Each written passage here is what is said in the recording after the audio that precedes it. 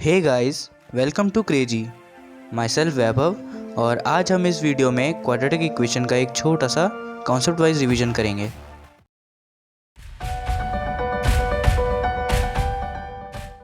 So here we come on quadratic equations. So हम सब जानते हैं कि क्वाड्रेटिक इक्वेशन की जो जनरल फॉर्म होती है वो होती है a x square plus b x plus C equals to zero, जिसमें सबसे इम्पॉर्टेंट होता है कि ए नॉन ज़ीरो होना चाहिए। बहुत से क्वेश्चन ऐसे होते हैं कि जिनमें ए नॉन ज़ीरो करते ही आंसर आ जाता है, और ये अपन को आगे और चैप्टर्स में भी बहुत यूज़फुल होगा, मैट्रिक्स डिटर्मिनेंट और बाकी खूब सारे। अगर हम ए को ज़ीरो पुट कर देते हैं, मतलब कि अगर ए ज़ीरो हो जाता है तो वो इक्वेशन लीनियर बन जाएगी, B x plus C equals to zero, तो उसका एक ही रूट आ सकता है। मतलब अब हम चलते हैं पॉलिनोमियल और क्वाड्रेटिक इक्वेशन के बेसिक डिफरेंस पे। ये दोनों चीज़ें ऑलमोस्ट सेम है, पर इनका जो बेसिक डिफरेंस है वो ये है कि अगर सेकंड डिग्री पॉलिनोमियल है, मतलब जिसकी डिग्री 2 है, तो उसकी वैल्यू कुछ भी हो सकती है, ज़ीरो या फिर नॉन ज़ीरो। लेकिन एक क्वाड्रेटिक इक्वेशन की वैल्यू ज़ीरो ही होगी, और वो जिस वैल्यू पे ज़ीरो होगी उस x को हम निकालते हैं और उसको रूट बोलते हैं। अब हम चलते हैं उन टॉपिक्स पे जो कि जेईई मेंस फ्रीक्वेंटली पूछता है, जिससे कि हम जेईई मेंस में काफ़ी अच्छे मार्क्स स्कोर कर सकते हैं। और जैसा कि हम जानते हैं कि क्वाड्रेटिक इक्वेशन बहुत अच्छा वेटेज रखता है, हमने पुरानी वीडियो में देखा था। सबसे पहला पॉइंट ये है कि जिसमें हम क्वाड्रेटिक इक्वेशन की डेफिनेशन के बारे में बात करते हैं, कि जो क्वाड्रेटिक इक्वेशन होती है उसके अंदर जो चीज़ें होती हैं हम उसके बारे में पढ़ते हैं। सेकंड आता है नेचर ऑफ रूट्स, कि रूट्स पॉजिटिव हैं तो उससे क्या इम्प्लाई होता है, नेगेटिव है तो उससे क्या इम्प्लाई होता है। थर्ड होता है कि रूट्स अगर एपी में है या जीपी में है या किसी और सीक्वेंस में है तो उससे भी अपन क्वेश्चंस अपन आते हैं एग्ज़ाम में, उससे भी अपन सॉल्व करते हैं। और फोर्थ आता है ट्रांसफॉर्मेशन ऑफ रूट्स। ये आजकल जेईई वालों का फेवरेट है कि रूट्स को ट्रांसफॉर्म करके दूसरी इक्वेशन पूछ लेते हैं। लास्ट है ग्राफिकल क्वाड्रेटिक इक्वेशन।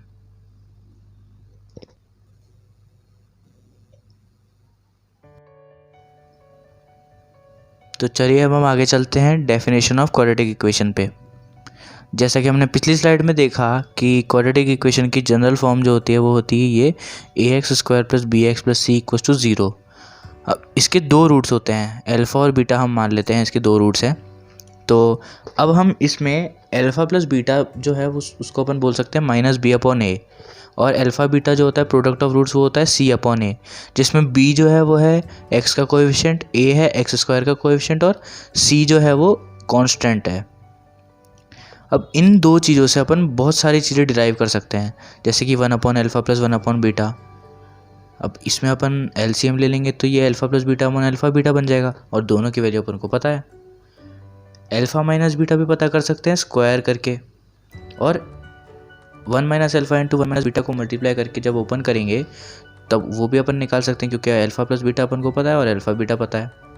तो ये इस टाइप के क्वेश्चंस कभी कभी कोचिंग के टेस्ट में आ जाते हैं, कभी कभी स्कूल के पेपर में आ जाते हैं, और 10th क्लास में भी काफ़ी बच्चों ने पढ़ा होता है।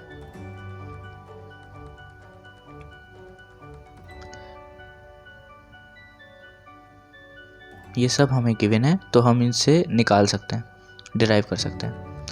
तो अब हम रूट्स के बारे में बात करते हैं कि एक क्वाड्रेटिक इक्वेशन के रूट की जनरल फॉर्म क्या होती है। वो होती है minus B plus minus root of B square minus 4ac upon 2a। अब एक रूट तो हो गया प्लस वाला, एक हो गया माइनस वाला। इसमें बी स्क्वायर माइनस 4ac वो होता है डी, हम उसको डी से रिप्रेजेंट करते हैं, उसको डिस्क्रिमिनेंट बोलते हैं। जैसा कि आप देख रहे हैं यहाँ पे रूट आ रहा है, तो मतलब कि इरेशनल हो सकता है, पॉसिबिलिटी है, इरेशनल हो सकता है, कॉम्प्लेक्स हो सकता है। और जो इरेशनल रूट्स होते हैं वो हमेशा पेयर में आते हैं, वैसे ही कॉम्प्लेक्स रूट्स भी हमेशा पेयर में आते हैं। ए प्लस रूट बी और ए माइनस रूट बी, ये कॉन्जुगेट पेयर होते हैं एक दूसरे के, ये हमेशा साथ में आते हैं। ये बहुत काम आता है हमको, क्योंकि हम देखते हैं कई बार ए प्लस रूट बी एक रूट दे रखा होता है तो ए माइनस रूट बी अपने आप रूट होता है। वैसे ही कॉम्प्लेक्स में भी होता है, सेम चीज़ होती है दोनों में।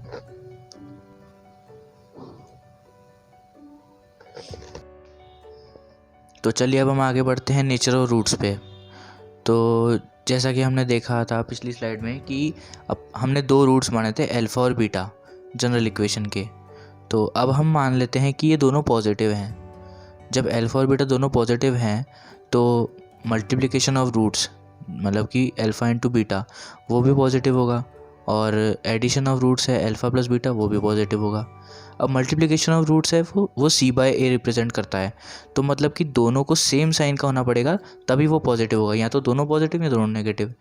अब आते हैं माइनस बी अपॉन ए जो कि एडिशन ऑफ रूट्स होता है। अब यहाँ पे माइनस है तो मतलब कि बी अपॉन ए को नेगेटिव होना पड़ेगा, नेगेटिव होने के लिए दोनों के साइन डिफरेंट होने पड़ेंगे। अब हम मान लेते हैं कि अल्फ़ा और बीटा दोनों नेगेटिव हैं, तो भी अल्फ़ा इंटू बीटा पॉजिटिव होगा, multiplication of two negative becomes positive. तो सी बाय ए पॉजिटिव है, सी बाय ए पॉजिटिव है मतलब दोनों सेम साइन के होंगे वापस, और दोनों नेगेटिव है तो उनका समेशन नेगेटिव होगा। माइनस बी बाय ए नेगेटिव है मतलब कि बी और ए जो है वो सेम साइन के हो गए क्योंकि बी अपॉन ए पॉजिटिव हो गया। अब इसमें एक केस हम ये भी ले सकते हैं कि अल्फ़ा और बीटा जो है उसमें से एक पॉजिटिव हो और एक नेगेटिव हो। दोनों में से कोई भी पॉजिटिव हो सकता है, कोई भी नेगेटिव हो सकता है, पर इनका मल्टीप्लिकेशन जो होगा वो नेगेटिव ही हो रहेगा। मतलब कि सी अपॉन ए नेगेटिव है तो सी और ए जो है वो दोनों डिफरेंट साइन के रहेंगे। अल्फ़ा प्लस बीटा जो है वो वेरी करता है, वो ज़ीरो भी हो सकता है, नेगेटिव भी हो सकता है, पॉजिटिव हो सकता है, डिपेंड करता है उनकी मैग्नीट्यूड पे।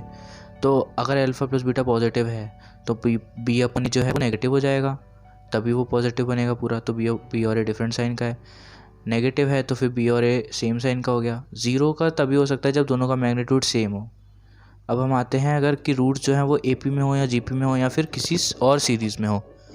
रूट्स अगर ए पी में है तो जो इक्वेशन जो है उसमें माइनस बी बाय ए जो होता है वो अल्फ़ा प्लस बीटा बोल सकते हैं, वो अल्फ़ा प्लस बीटा रूट्स है ना।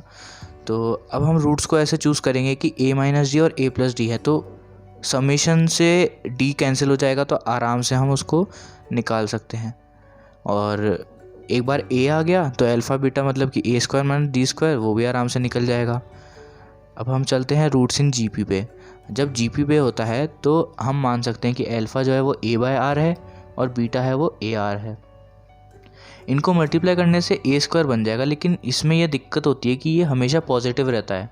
तो अगर अल्फ़ा इंटू बीटा जो है वो हमें नेगेटिव दे रखा है तो वो ये उस केस में वैलिड नहीं रहेगा। फिर हमको जनरल तरीके से करना पड़ेगा जो कि होता है कि अल्फ़ा को हम ए मान लेंगे, बीटा को ए आर मान लेंगे और फिर वो सॉल्व हो जाएगा। बाकी ये एक शॉर्ट ट्रिक है जो हमने जब हम तैयारी कर रहे थे जेई की तब हमने निकाली थी, आप लोग भी इसको यूज़ कर सकते हैं। चलिए अब हम अपने नेक्स्ट टॉपिक पे चलते हैं जो कि है कॉमन रूट्स।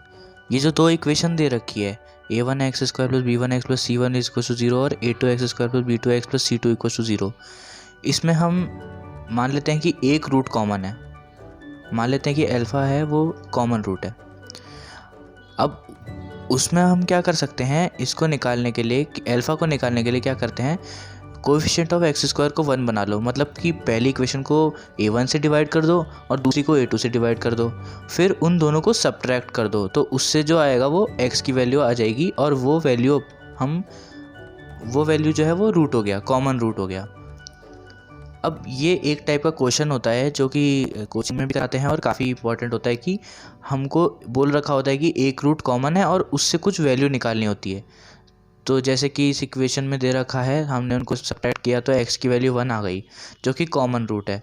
अब अगर हमको c की वैल्यू चाहिए तो इसको किसी भी एक इक्वेशन में डाल दो। हमने पहली इक्वेशन में डाला तो वो बना 1 प्लस c, उससे c की वैल्यू आ गई -2। तो ये अच्छा रहता है, मतलब ये मेथड बहुत आसान भी होता है और ईजी टू रिमेंबर होता है। अगर दोनों रूट कॉमन है किसी इक्वेशन के तो वो इक्वेशन सेम ही है, बस उसका कोएफिशिएंट अलग है। मतलब कि सेम इक्वेशन को आपने किसी रियल कोएफिशिएंट से मल्टीप्लाई कर दिया तो वो दूसरी इक्वेशन बन गई, वो उसमें उस केस में दोनों रूट्स कॉमन होते हैं। तो अब हम आगे बढ़ते हैं डिस्क्रिमिनेंट, जो कि होता है डिनोट करते हैं जिसको डी से, वो होता है b स्क्वायर माइनस 4ac। इसको मैंने पहले थोड़ा स्किप कर दिया था क्योंकि इसके बारे में डिटेल में जानना ज़रूरी था। अब d जो है वो तीन चीज़ें हो सकती हैं, तो वो पॉजिटिव होगा या ज़ीरो होगा या वो नेगेटिव होगा। तो जब d जो है वो पॉजिटिव होगा, मतलब कि डिस्क्रिमिनेंट जब पॉजिटिव होगा तब वो ये डिनोट करता है कि रूट्स जो हैं अल्फ़ा और बीटा वो रियल हैं और डिफरेंट हैं। मतलब कि ग्राफ जो है वो 2 बार कट करेगा एक्स एक्सिस को, जब डी ज़ीरो है मतलब कि ए की रियल रूट है, और अगर डी नेगेटिव है तो वो ये डिनोट करता है कि रूट्स इमेजिनरी है, वो नंबर लाइन पे शो नहीं हो सकते। अब हम चलते हैं, एक बात करते हैं कि अगर क्वाड्रेटिक इक्वेशन है कोई जिसके दो रियल रूट्स हैं और इंटीग्रल है वो, तो मतलब कि वो तभी हो सकता है जब डी जो है वो परफेक्ट स्क्वायर हो। अगर क्वाड्रेटिक इक्वेशन है उसके दो से ज़्यादा रूट हैं, मतलब कि ये भी क्वेश्चन कई बार आ जाता है कोचिंग में या फिर बहुत चीज़ों में काम आता है, मैट्रिक्स डिटरमिनेंट वाले चैप्टर में भी कभी कभार इस पर आता है, तो वो ये डिनोट करता है अगर दो से ज़्यादा रूट्स हैं तो मतलब कि ए बी और सी जो कोएफिशिएंट ऑफ एक्स स्क्वायर है, एक्स और कांस्टेंट है, वो ज़ीरो होंगे, तीनों साइमल्टेनियसली ज़ीरो होंगे, तभी ये होल्ड करेगा कि दो से ज़्यादा रूट्स हैं। ये बहुत बार होता है लेकिन हमें स्ट्राइक नहीं करता। वैसे तो ये आसान चीज़ है लेकिन स्ट्राइक ना करने की वजह से हम मिस कर देते हैं। अब हम चलते हैं मैक्सिमम मिनिमम वैल्यू पे। क्वाड्रेटिक इक्वेशन की मैक्सिमम और मिनिमम वैल्यू निकालने के लिए हमको उसको एक परफेक्ट स्क्वायर टाइप में चेंज करना पड़ता है। मतलब कि जैसे a x square plus b x plus c है तो उसको मैं चेंज करूँगा एक्स प्लस डी के होल स्क्वायर के फॉर्म में। तो उसमें जो आगे जो कांस्टेंट होगा मिनिमम वैल्यू में, वो स्क्वायर वाला टर्म ज़ीरो हो जाएगा, तो वो जो कांस्टेंट वाला टर्म है वो मिनिमम वैल्यू हो जाएगी। पर मैक्सिमम वाले में क्या होगा, मैक्सिमम में वो स्क्वायर वाली टर्म खुद से ही इनफाइनाइट हो जाएगी, तो पूरी जो मैक्सिमम वैल्यू होगी उसकी वो इनफाइनाइट हो जाएगी।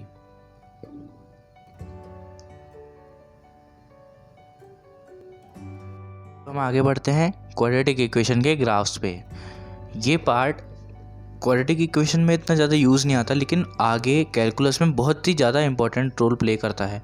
तो क्वाड्रेटिक इक्वेशन का जो ग्राफ है वो दो पार्ट्स में डिवाइडेड है, ए पॉजिटिव है या ए नेगेटिव है। अगर ए पॉजिटिव होगा तो फिर उसके बाद हम डी के हिसाब से जज करेंगे कि ग्राफ कैसा बनेगा। अगर डी पॉजिटिव है मतलब कि इसके दो रूट्स होंगे तो ये दो बार एक्स एक्सिस को कट करेगा और ये अपवर्ड ओपनिंग ग्राफ होगा क्योंकि ए जो है वो पॉजिटिव है। अब तो उससे ऐसे यू शेप्ड ग्राफ बन जाएगा जो एक्स एक्सिस को दो बार कट करता हुआ जाएगा, और इसका जो वर्टेक्स होता है वो होता है -b/2a, -d/4a।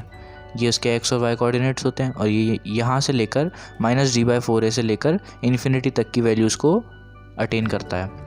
अब हम चलते हैं दूसरा ग्राफ जो कि होता है डी नेगेटिव। मतलब कि जब डी नेगेटिव होता है तो रूट्स इमेजिनरी होते हैं, हमने पिछली स्लाइड में पढ़ा था। तो रूट्स इमेजिनरी मतलब कि वो एक्स एक्सिस पे कट नहीं करता, वो हमेशा पॉजिटिव रहता है।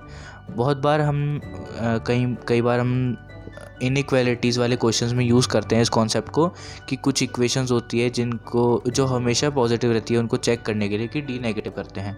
और डी ज़ीरो मतलब कि एक ही रूट है उसका और सेम रूट है, तो उस पॉइंट पे वो एक्स एक्सिस को टेंजेंट बना लेता है। अब हम चलते हैं ए नेगेटिव पे।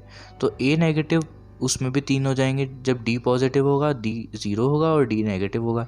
डी पॉजिटिव मतलब दो रूट्स है, डाउनवर्ड ओपनिंग पैराबोला होगा तो वो दो बार एक्स एक्सिस को कट करते हुए जाएगा, और डी इक्वल्स टू ज़ीरो पे वो वही टेंजेंट बना लेगा एक्स एक्सिस को अपनी, और डी नेगेटिव में वो एक बार भी एक्स एक्सिस को कट नहीं करेगा। अब हम आगे चलते हैं ट्रांसफॉर्मेशन ऑफ रूट्स में, जो कि आजकल बहुत ही ज़्यादा इंपॉर्टेंट चल रहा है और फेवरेट हो गया है आजकल ये जेई वालों का, कि वो लोग क्या करते हैं अल्फ़ा और बीटा रूट्स दे देते हैं किसी इक्वेशन की, वो दूसरी एक इक्वेशन बनवाते हैं हमसे जिसके रूट्स होंगे α+2 बीटा +2। ये एक एग्जाम्पल है। तो हम इसको प्रोसीड करते हैं कि हम अल्फ़ा की वैल्यू निकाल लेंगे x-2 हो जाएगी, और बीटा की वैल्यू निकालेंगे वो हो जाएगी x'-2। तो अब हम बोल सकते हैं कि अल्फ़ा जो है वो रूट है x² + 3x - 2 का। तो x की जगह पे हम अल्फ़ा डालेंगे तो वो α² + 3α - 2 बन जाएगा। अब उसमें अल्फ़ा की जगह x1 - 2 डाल दोगे तो वो नई इक्वेशन बन जाएगी जो कि हो जाएगी x² - x - 4। अब ये था बड़ा तरीका। हम इसका ऑल्टरनेटिव भी यूज़ कर सकते हैं क्योंकि हमें पता है कि समेशन ऑफ रूट्स जो है अल्फ़ा प्लस बीटा है वो -3 है, और अल्फ़ा बीटा जो है वो -2 है, जो मेन इक्वेशन को देख के हम बता सकते हैं।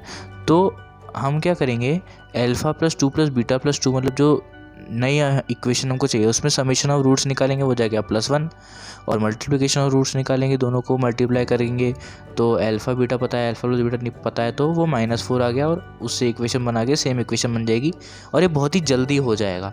सिमिलरली अगर हमको दूसरा क्वेश्चन करना है जिसमें कि 1/α - 1 और 1/β - 1 रूट्स हैं, तो उस इक्वेशन के लिए वैसे ही प्रोसीड करेंगे कि x1 के टर्म्स में अल्फ़ा निकालेंगे और उसको मेन इक्वेशन में डाल देंगे, जहाँ पे अल्फ़ा रूट है तो वो अल्फ़ा उस इक्वेशन को सेटिस्फाई करता है, उसमें हम अल्फ़ा की वैल्यू को डाल देंगे और उससे नई इक्वेशन बन जाएगी। तो ये तो मेन मेथड होता है। बाकी अब और भी कुछ क्वेश्चंस होते हैं जिसमें हमें ये इक्वेशन के बारे में कुछ और पूछते हैं, जैसे कि हमसे पूछ लेंगे कांस्टेंट टर्म क्या होगा और दूसरी इन्फॉर्मेशन दे देंगे। ऐसे ही चलता है इसमें क्वाड्रेटिक इक्वेशन में। अब हम इस चैप्टर को ख़त्म करते हैं।